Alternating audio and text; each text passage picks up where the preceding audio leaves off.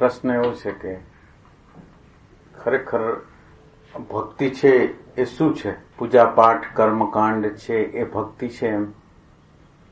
એટલે આપણે ભક્તિને સમજતા પહેલા ભક્તિની જે પૂર્વ ભૂમિકા હોય, ભક્તિની પૂર્વ ભૂમિકા, અને ભક્તિ ખરેખર કોને કહેવાય? તો ભક્તિની પૂર્વ ભૂમિકાની અંદર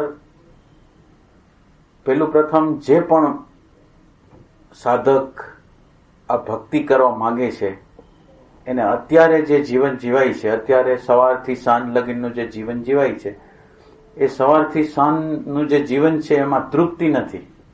એમાં એના અંદરનો ઘૃણા, અંદરનો ભય, અંદરનું અજ્ઞાન, અંદરનો અજંપો, એ બધું એને ચાલે છે. એટલે ભક્તિ કરવા માટેની આપણે પૂર્વ ભૂમિકા ગોતી છે કે પેલા ભક્તિમાં જતા પહેલા એવું શું થયું છે કે માણસ ભક્તિની અંદર પ્રવેશ કરવા માંગે છે? એવી શું ઘટના ઘટી છે? એવું શું જીવનની અંદર જોયું છે કે એ કોઈ એવા તત્વને પ્રગટ કરવા માંગે છે કે જે તત્વ દ્વારા શાંતિ, આનંદ, પ્રેમ પ્રગટ થવાનો છે? તો આ ભક્તિ જે ભક્તિ કરતા પહેલા આ જે સવારથી સાંજ લગીનનું અને જન્મથી મૃત્યુ લગીનનું જે જીવન છે, એ જીવન જે આપણે જે જીવી છીએ, એ જીવનની અંદર આપણને કઈ અતૃપ્તિ છે? આપણે જે અત્યારે જે જીવન જીવી છીએ એની અંદર શું પ્રોબ્લેમ છે કે જેથી માણસ ભક્તિ કરવા માટે પ્રેરાય છે? તો એ કે ભક્તિ કરવા માટે પ્રેરાય છે એનું કારણ શું? એને જીવન જે જગ્યાએ હાથ નાખે છે ત્યાં દાજે છે એટલા માટે ભક્તિ કરવા માંગે છે? અહંકાર છે એ સફળ નથી થતો જુદી જુદી જગ્યાએ એટલા માટે ભક્તિ કરવા માંગે છે? એટલે ભક્તિ શેના માટે છે? અને આમ જનતા, આમ લોકો છે એ ભક્તિ કેવી રીતે કરે છે? એને શું જોઈ છે? જે લોકો છે એ આ પરમાત્માની પાછળ દેખાય છે, એ લોકો શું કરવા માંગે છે? તો એ કે એ લોકો એની કામનાની તૃપ્તિ કરવા માંગે છે. અને કામનાની તૃપ્તિને આપણે ભક્તિ કહેતા નથી. ભક્તિની શરૂઆત કહી શકાય. ભક્તિની શરૂઆત એ છે, પેલું ભક્તિ શબ્દ જયારે આપણે વાપરી ત્યારે એ શબ્દનો અર્થ એવો છે કે આ દેખાતી વસ્તુ, દેખાતી જે શક્તિઓ છે એની બહારની કોઈ શક્તિ છે, એ આ વિશ્વનું સંચાલન કરે છે, મારા અંદર શરીરની અંદર સંચાલન કરે છે, એવી પ્રતીતિ. એટલે ભક્તિ કરતા પહેલાની ભૂમિકા છે એ શું છે કે મને એવી પ્રતીતિ થઈ છે કે આ દેખાય છે એની પાર કંઈક વસ્તુ છે.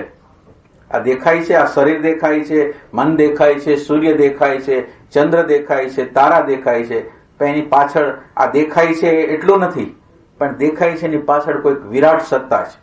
અને વિરાટ સત્તા છે એનો જે સ્વીકાર છે ત્યાંથી ભક્તિની શરૂઆત થાય.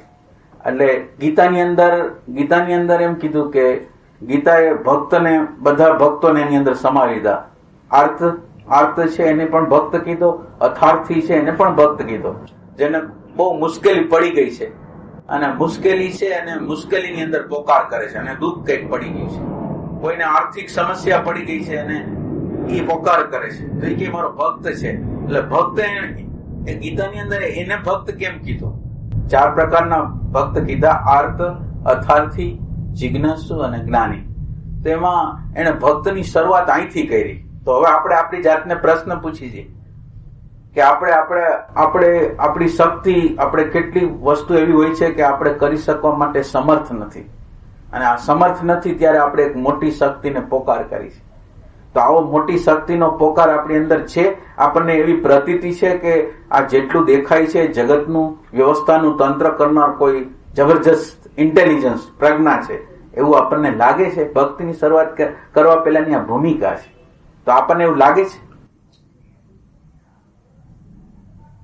બધા માનો કે પોકાર કરે છે ત્યારે એવી લાગે છે કે વિરાટ કોઈ શક્તિ છે, એવું કઈ લાગે છે? એટલે ભક્તિની શરૂઆત ક્યાંથી થશે? ભક્તિની શરૂઆત આમ દેખાય છે ત્યાંથી નહીં થાય. દેખાય છે એની પાર કોક છે એવી પ્રતીતિ દ્વારા જ ભક્તિ થવાની છે. તો આ ભક્તિ કરવા માટે પહેલા આપણને એવી પ્રતીતિ છે?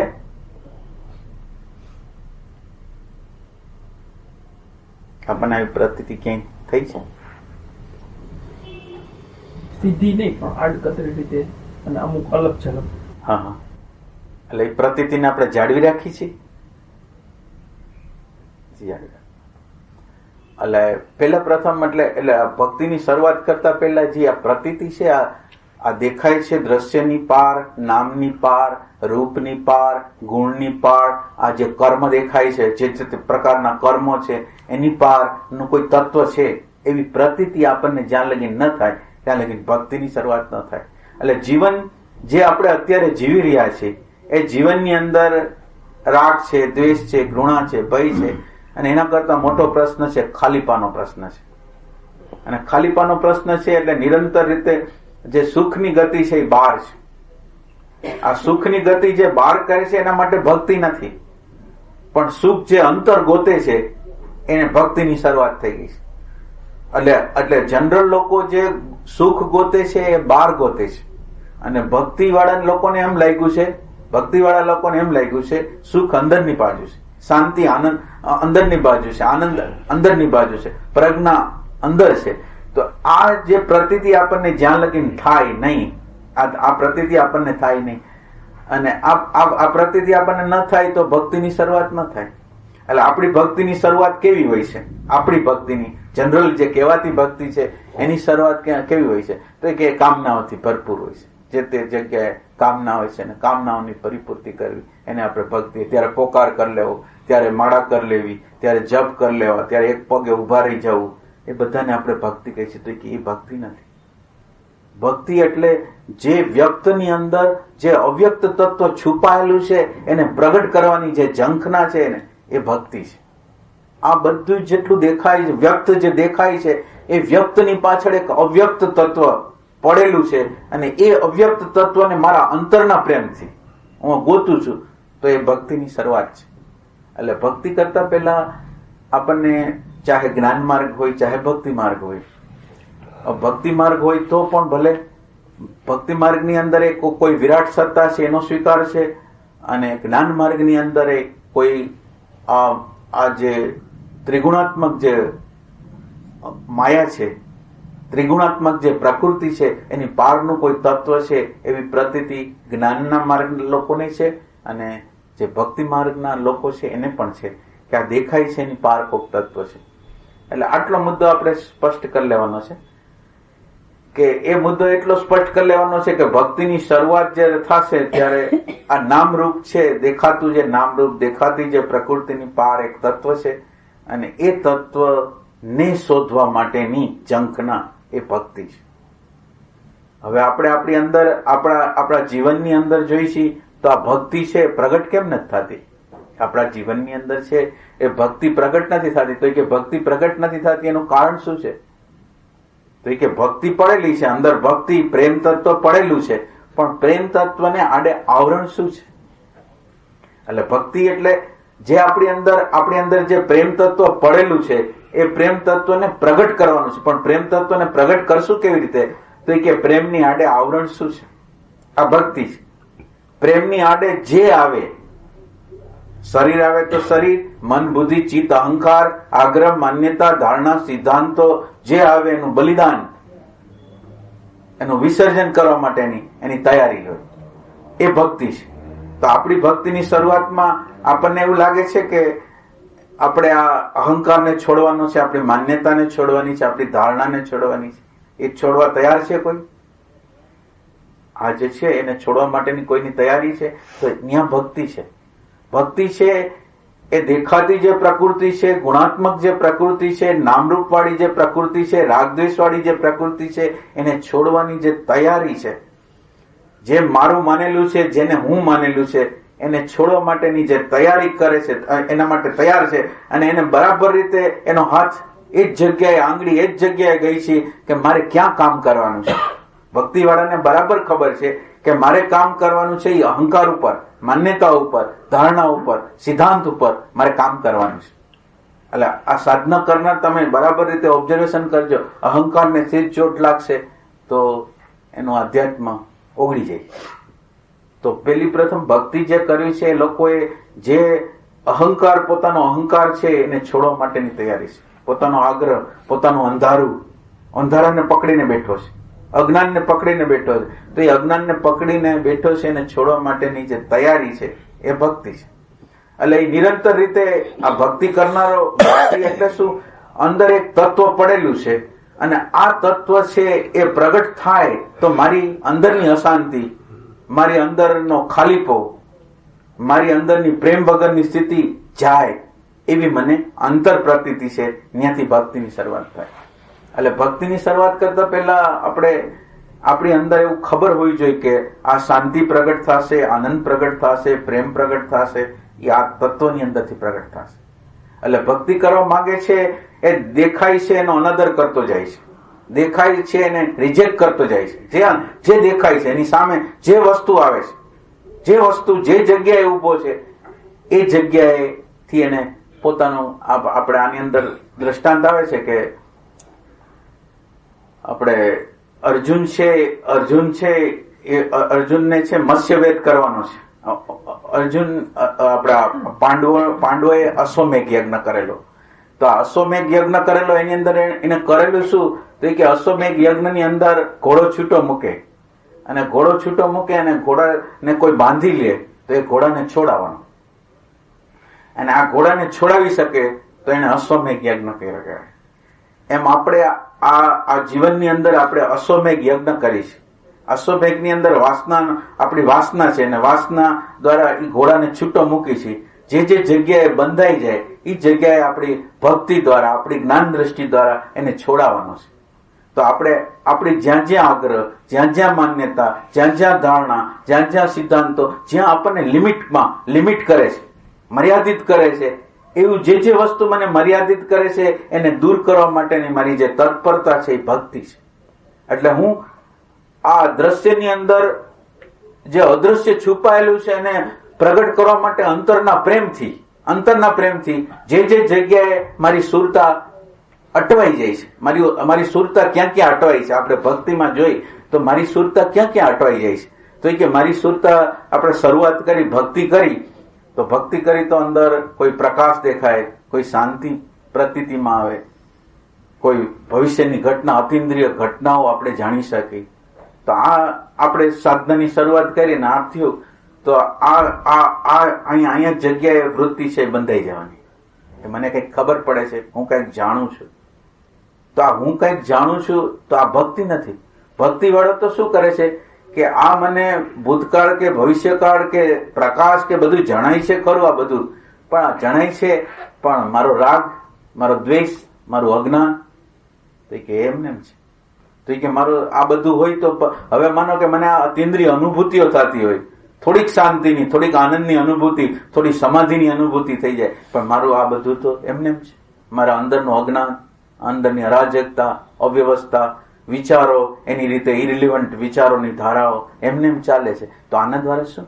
તો ભક્તિ છે એ થતી કેમ નથી? તો કે ભક્તિ નાની વસ્તુ, અતિન્દ્રિય શક્તિ જાગી ગઈ તો આપણને ખબર પડવા માંડી ભવિષ્યની. કોઈ વ્યક્તિને જોઈને આપણને ખબર પડવા માંડી કે આનો પ્રશ્ન આ છે, અને પ્રશ્નને દૂર કરવા માટે. તો કે આ ભક્તિ છે? તો કે આ ભક્તિ નથી. આ ભક્તિનું વિઘ્ન છે કે આ ભક્તિ જે આપણી અંદર પ્રગટ થઈ રહી છે, આપણી અંદર જે ભક્તિ પ્રગટ થઈ રહી છે, આપણે જવાનું છે જે જગ્યાએ, એ જગ્યાને બદલે વચ્ચે જે ડેસ્ટિનેશન, વચ્ચે રસ્તામાં જે આવ્યું સ્થાન એને પકડી લીધું. તો આ ભક્તિ નથી. તો હવે ભક્તિ આપણી અંદર જે ભક્તિ પ્રગટ થાય એના માટે શું છે? તો કે ભક્તિ કરનારની અંદર એવો, એટલે એની અંદર એટલું બધું હું કઈ નથી એવો ભાવ હોય. આ જે ભક્તિનું એક લક્ષણ, મુખ્ય લક્ષણ એ છે હું કાંઈ નથી. એટલે કાંઈ નથી બોલે છે એ માહિતીમાંથી નથી બોલતો, પણ એને અંદરનું અવલોકન કર્યું છે, અંદરનું અવલોકન કરે છે, અંદર જોવે છે, અને એ અંદરના પ્રકાશની અંદર એને દેખાય છે કે મને ખબર નથી. અને મને ખબર નથી તો હું બીજી કોઈ મોટી સત્તા છે એને પોકાર કરું છું. મને ખબર ન પડતી હોય તો મારે સહાયની જરૂર છે. અને આપણે અત્યારે જે રીતે આપણે જીવન જીવી છીએ એમાં આપણે મોટી શક્તિની જરૂર એટલા માટે પડવાની છે કે સવારથી સાંજ લગીને જે આપણે ઉર્જા આપણને મળે છે, બાયોલોજીકલ ઉર્જા મળે છે, સાયકોલોજીકલ ઉર્જા મળે છે અને મેન્ટલ ઉર્જા મળે છે, એ ત્રણ વસ્તુ એટલી બધી વાપરી નાખી છે વિચારોમાં, કલ્પનામાં, દિવા સપનામાં, નેગેટિવિટીમાં, એવી ભૂત અને ભવિષ્યમાં એટલી બધી વાપરી નાખી છે કે આ શક્તિથી આ ભક્તિ પ્રાપ્ત થાય એવું છે જ નહીં. તો આ ભક્તિ પ્રાપ્ત થાય એના માટે શું કરવું જોઈએ? તો એ કે આ શક્તિ છે એની બચત થવી જોઈએ. આ શક્તિ છે એને બચત કરવી જોઈએ અને મહાશક્તિને પોકાર કરવો જોઈએ. તો આ મહાશક્તિને પોકાર કરે છે. હવે એને આમ બીજું તો એને દેખાણું તો નથી પરમાત્મા, પણ એવું લાગ્યું છે કે આ બધા દેખાય છે એની પાછળ કોઈ અવ્યક્ત શક્તિ છે એ પડેલી છે, અને એ અવ્યક્ત શક્તિને પોકાર કરે છે કે તું તારું જેવું સ્વરૂપ હોય એવું તું મારી સામે પ્રગટ કર. હું કોઈ તારા વિશે પ્રેજ્યુડાઇઝ નથી કરતો, તારા વિશે કોઈ કલ્પના નથી કરતો. તારી આકૃતિ આવી હશે, ભલે રામ રૂપે હોય, ભલે કૃષ્ણ રૂપે હોય, ભલે મા રૂપે હોય, પણ હું આને સ્વીકાર કરતો નથી. આ માની અંદર માં જે દેખાય છે એની અંદર કોણ છે? આ કૃષ્ણ ભગવાન જે દેખાય છે એની પાછળ કોણ છે? આ રામ ભગવાન દેખાય છે એની પાછળ કોણ છે? આ અલ્લાહ જે છે એની પાછળ કોણ છે? ખરેખર આ તો આ આંખને ઇન્દ્રિયોને દેખાય છે, પણ ખરેખર કોણ છે? તો એ ભક્તિ વાળા લોકો શું કરે છે? અંતરમાં કોઈ વસ્તુને એમ સ્વીકારતા નથી. એ ભક્તિ વાળો એમ કે છે કે તારું જે વાસ્તવિક સ્વરૂપ હોય ને એ મને પ્રગટ કર. હવે વાસ્તવિક સ્વરૂપ પ્રગટ કરવા માટે આપણે કઈ છીએ એટલે આપણને જુદા જુદા પ્રકારના અનુભવ થાય. માનો કે કોઈ જાગૃતિ રાખે છે, તો હવે જાગૃતિ રાખે છે તો એ જાગૃતિ રાખવા દ્વારા એને એવું લાગે છે કે આ જાગૃતિ રિયલ છે, આ જાગૃતિ રિયલ છે. ત્યારે સાચો ભક્તિ વાળો માણસ શું કરે ખબર છે?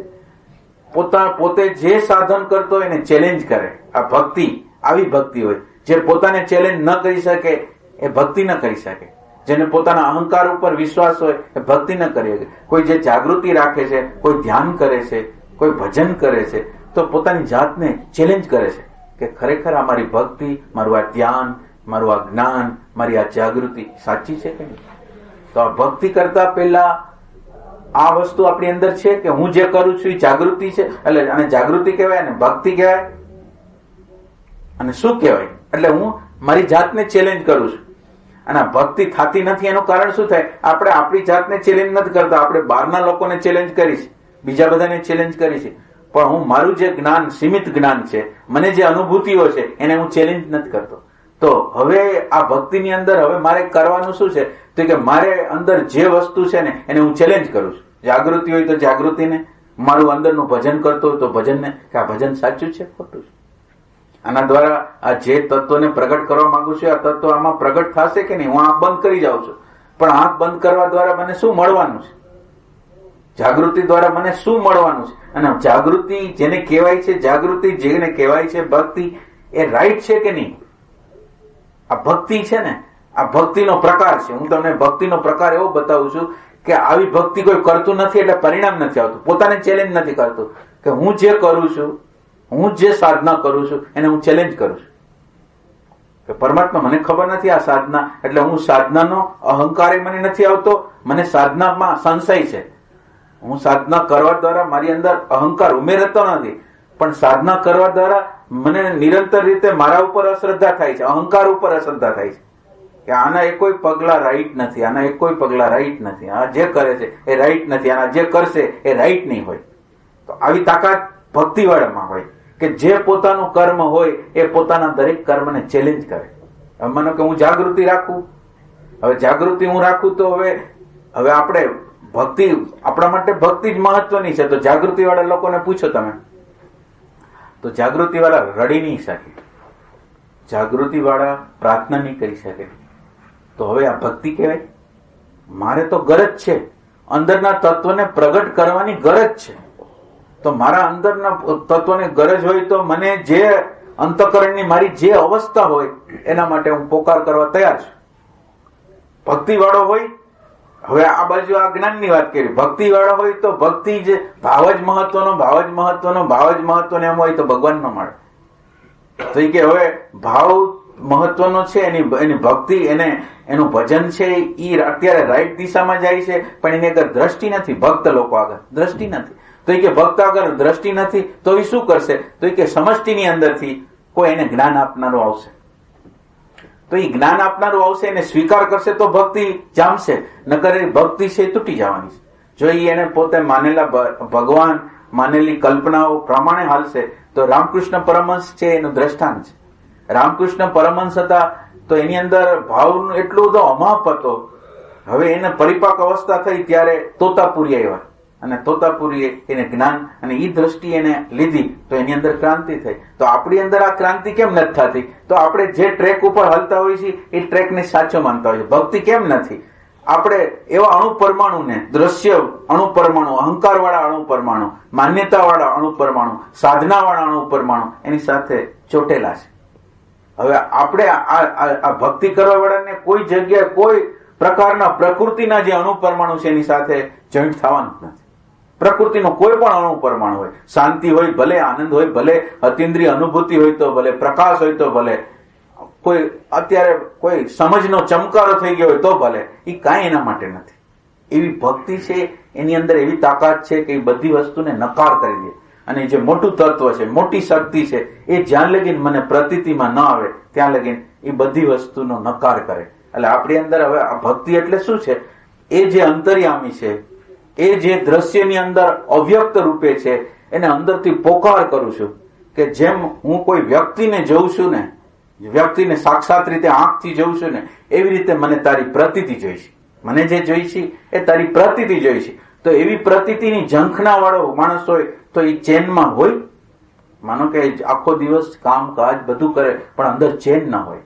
ભક્તિ કોને કહેવાય? નિરંતર એક તડપણ છે, જેને શોધે છે એ મળતું નથી, અને એની તડપણમાં, એના વિરહમાં, એની અંદર આંખના આંસુ જાય છે, ક્યારેક જાગૃતિ રહે છે, ક્યારેક પ્રાર્થના કરે છે, જે તે પ્રકારની અંતરની અંતઃકરણની અવસ્થા હોય એ પ્રમાણે. પણ એની અંદર સુરતા, ભક્તિ વાળાની અંદર સુરતા કેવી છે કે નિરંતર રીતે એ તત્વને પ્રગટ કરવા માંગે છે. નિરંતર રીતે અંતરની એવી જિજ્ઞાસા, એવી તીવ્રતા છે કે એને જડતો નથી, એટલે અંદર રુદન થાય છે. એટલે આ તત્વ છે એ પ્રગટ થાય છે કોઈ સાધના દ્વારા, કોઈ જાગૃતિ દ્વારા પ્રગટ નથી થતું, કોઈ પ્રકારની પર્ટિક્યુલર ભક્તિ દ્વારા કોઈ રીતે પ્રગટ નથી થતું, પણ અંતરનો તીવ્રતમ રીતે આપણી અંદર ભાવ હોય કે એને પ્રગટ કરવો છે. તો એ પ્રગટ કરવાનો જે ભાવ છે એના દ્વારા એ પ્રગટ થાય છે. એ આપણા રુદન દ્વારા, આપણે પ્રાર્થના દ્વારા, આપણી તીવ્રતા દ્વારા એ પ્રગટ થાય છે. આ ભક્તિ આ છે. ભક્તિ શબ્દ છે એ આપણે લિમિટેડ કરી નાખો. ભક્તિ શબ્દનો અર્થ આપણે શું કર્યો કે ભગવાન હારે. ભગવાન હારે એટલે કહેવાતા જે ભગવાન છે એની સાથે જોડાવું એ ભક્તિ છે. એના સિવાય વ્યક્ત જે આકૃતિ વાળા ભગવાન છે એની સાથે, સગુણ ભગવાન સાથે જોડાવું એ ભક્તિ છે, અને નિર્ગુણ સાથે જોડાવું એ પણ ભક્તિ છે. એટલે આ ભક્તિ બે છે. ને સગુણની સાથે જોડાવા દ્વારા, જો માનો કે તમે સગુણ સાથે જોડાણા, ભક્તિ. હવે સગુણ સાથે જોડાણા એટલે કોણ જોડાય છે? તો એ કે ભક્ત છે. કોની હારે જોડાય છે? તો એ કે ભગવાન હારે જોડાય છે. હવે ભક્ત અને ભગવાન આ બેની વચ્ચે જોડાવા માટે શું જોશે? જોડાવું છે. અંદર એક પ્રેમની ધારા છે. હવે આ જે પ્રેમની જે ધારા છે, જે નિરંતર રીતે ભગવાનને પ્રગટ કરવા મથે છે, એ પ્રેમની જે ધારા છે, એ પ્રેમની ધારા ફક્ત રહી જાય, આ બાજુ ભક્ત વયો જાય, સામેથી ભગવાન વયો જાય, ખાલી પ્રેમ રહી જાય. આ ભક્તિ. તો ભક્તિની અંદર ભક્તિ કરનારો કોક છે, એ જ્યાં સુધી રહે ત્યાં લગી ભક્તિ નથી. ભક્તિનો અર્થ એમ છે કે હું નથી, મારી હાજરી નથી, અહંકારની હાજરી નથી, એ ભક્તિ છે. એટલે જ્યાં લગી મને એમ લાગે કે મારી અંદર હું છે, મારાપણું છે, માન્યતા સાથે, સિદ્ધાંત સાથે, કોઈ શક્તિ સાથે, કોઈ અતિન્દ્રિય અનુભૂતિ સાથે, કોઈ આનંદ સાથે, કોઈ સમાધિ સાથે, કોઈ પણ પ્રકારની સમાધિ લાગી જાય, 10 કલાકની, 20 કલાકની, 50 કલાકની સમાધિથી કાંઈ ન થાય. એ આપણા અંતરનો પ્રેમ, એને પ્રગટ કરવા માટેની ઝંખના અને આપણી શોધ. એટલે શોધ એવી ઊંડી હોવી જોઈએ ને, ગમે એવી અનુભૂતિઓ આપણને થાય, ગમે એવી અનુભૂતિઓ થાય, પણ અનુભૂતિની અંદર જ્યાં સુધી એ તત્વની મને પ્રતીતિ ન થાય. પ્રતીતિ થવી એક વાત છે, અને પ્રતીતિ થયા પછી નિરંતર એ પ્રતીતિમાં જીવવું એ ભક્તિ છે.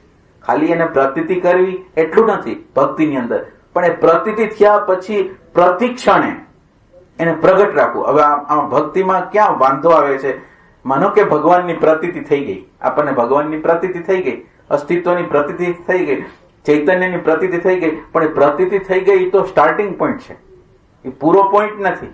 તો આપણે અન્ય પૂર્ણાહુતિ કરી છે. માનો કે મને જે તત્વ છે એની પ્રતીતિ, સાક્ષાત્કાર મને થઈ ગયો, તો એ અંત નથી, આરંભ છે. એ આરંભ થયો, અને હવે મારે નિર્મિત થવાની પ્રક્રિયા આખી, અત્યાર લગીને હું બીજવાળો હતો, હવે નિર્મિત થવાની જે પ્રક્રિયા છે એ હવે સાક્ષાત્કાર પછી સાચી રીતે થવાની છે. દ્રષ્ટા જાગ્યા પછી સાચો ભગવાન અંદરનો અંતર્યામી સત્પુરુષ જાગ્યા પછી જે ચાલુ થાય. તો હવે જ્યાં આપણી ભક્તિની શરૂઆત થાય છે ત્યાં બધા એન્ડ કરી દે છે. આ જે લોકો જે છે ઝલક મળી ગઈ, જે પ્રતીતિ થઈ ગઈ, તો હવે તો સ્ટાર્ટિંગ પોઈન્ટ છે. એમ કહેવાય છે કે 75% વાસનાક્ષય મનોનાશ થાય ને એટલે આ એકાદ આ અનુભૂતિ થઈ જાય. આ જે સાક્ષાત્કાર જે કહેવાય છે એ સાક્ષાત્કાર થઈ જાય. પણ હવે આ સાક્ષાત્કાર થઈ ગયો એટલે મને અનુભૂતિ થઈ ગઈ, પણ એ શાશ્વત નથી. આ અનુભૂતિ છે એ નિરંતર રહેતી નથી. સવારથી સાંજ લગીને હું જોયા અને પ્રતીતિની અંદર એ અનુભૂતિ કેવી હોય? ભગવાનની અનુભૂતિ કેવી છે કે ભગવાનની અંદર કાંઈ નથી. એટલે ભગવાનની અંદર કાંઈ નથી એટલે હવે તમને કાંઈ પણ અનુભૂતિ આ ભગવાનમાં નહીં થાય. ભગવાનની અંદર તમને જે સત્તત્વ, જે આધાર રૂપે સ્થિર તત્વ છે, એ સ્થિર તત્વ એક પડદો છે, એક એ પડદો છે, અને બીજો પડદાની અંદર જુદા જુદા પ્રકારની પ્રકૃતિ નૃત્ય કરે છે. હવે આપણી નજર ક્યાં છે? જે ભક્ત લોકોની નજર છે એ ઉપર પ્રકૃતિની ઉપર નથી, પણ પ્રકૃતિની પાર જે પડદો છે એ પડદા ઉપર નજર છે. અને પડદા ઉપર નજર છે એટલા એના માટે કઈ બનતું જ નથી. કોઈ ઘટના બનતી નથી, કોઈ વસ્તુ બનતી નથી. એના માટે નિરંતર એક આધાર છે, એને આધારને નિરંતર જોયા રાખે. હવે આ આધાર છે એ નિરંતર મને પ્રતીતિમાં આવે છે. આ તમે સવારથી સાંજ લગીને બરાબર જોવો તો પ્રતીતિમાં તો પેલા તો દ્રષ્ટાપણું જ પ્રતીતિમાં નથી આવતું. તો દ્રષ્ટાપણું પ્રતીતિમાં નથી આવતું તો એ તત્વ નિરંતર રીતે ઈ જ તત્વ, બીજું વચ્ચે કાંઈ નહીં. એવી ભક્તિનો અર્થ શું થાય કે એ તત્વ કે જે તત્વની અંદર કાંઈ બનતું નથી એ તત્વ પર ડાયરેક્ટ રીતે મારું એટેન્શન છે એ નિરંતર રીતે એની સાથે જ જોડાયેલું. એની સાથે જોડાયેલું છે એટલે પોતાપણું છોડી દીધું છે. એટલે જે છે એ પ્રગટ રહે છે, અને જે છે એ પ્રગટ રહે છે એને નિરંતર રીતે એને અનુભવવું, નિરંતર રીતે એને વેદવું.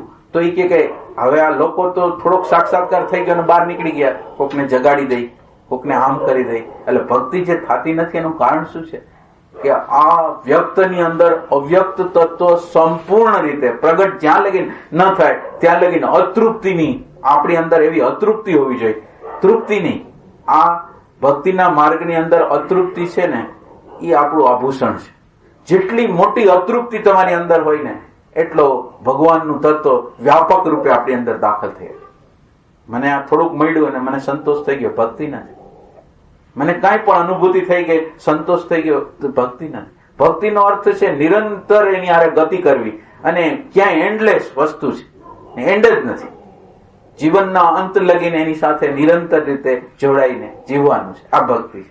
એટલે આ જે ગંગા સતી જે ભક્તિ કે છે એ આ જે દ્રશ્યની અંદર આપણી અંદર અંતર્યામી રૂપે જે પ્રગટ તત્વ છે એને નિરંતર રીતે પ્રગટ કરવાની ઝંખના એક, અને બીજું એ જે ઝંખના દ્વારા એને પ્રતીતિ થાય તો પ્રતીતિમાં સતત રીતે અનુસંધાનમાં જીવવું એ ભક્તિ છે.